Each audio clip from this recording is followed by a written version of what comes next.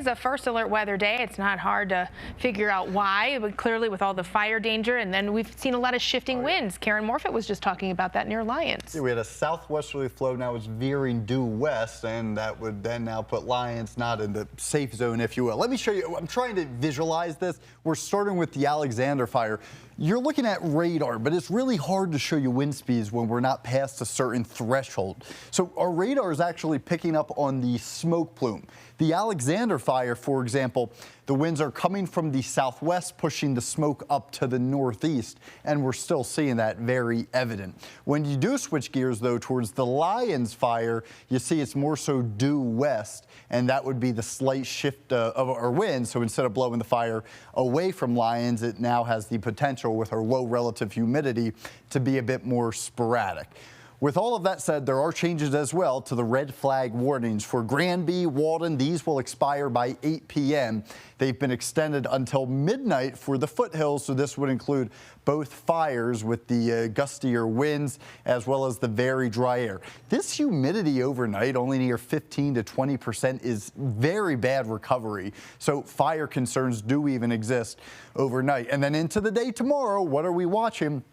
All of the eastern plains, as well as portions of northern I-25, are now expanded into our fire zone. So this is what we'll be watching very closely. Fire weather remains at the top of the mind. So tomorrow will be a first alert weather day. We've decided to extend it again for elevated fire concerns, but thick wildfire smoke makes a return. Let me show you exactly what we watched. This doesn't include, important to remember, the Stone Canyon fire. By 5 during this evening, we watched the smoke continue due east, but overnight a new boundary moves through, and watch what happens as you head out the door tomorrow morning. This is moderate to thick smoke. Not all that often that we'll see this. This is actually significantly worse than the Canadian smoke we dealt with last week. So it will be a very poor air quality day out the door, and then really lingering throughout the day for tomorrow. So there will be some health concerns as you're venturing out for really the entirety of the Front Range. Now, 98 out across the western slope, 70s and mid to upper 80s for portions of the high country. Very similar.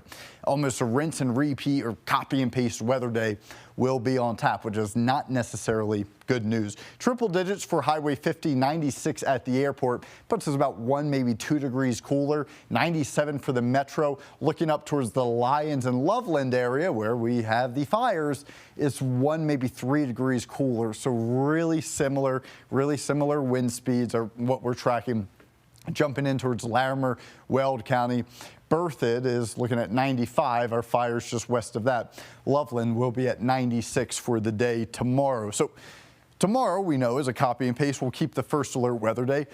Thursday, it's looking more or less the same. 97 degrees, limited rain chances. You may be looking at this saying, hey, 10% chance of showers Thursday and Friday. It's not necessarily a good thing. We have a lot of dry air near the surface. So rain evaporates as it falls. What are you left with? A lightning bolt. Take all of this energy and heat, confine it to a small area.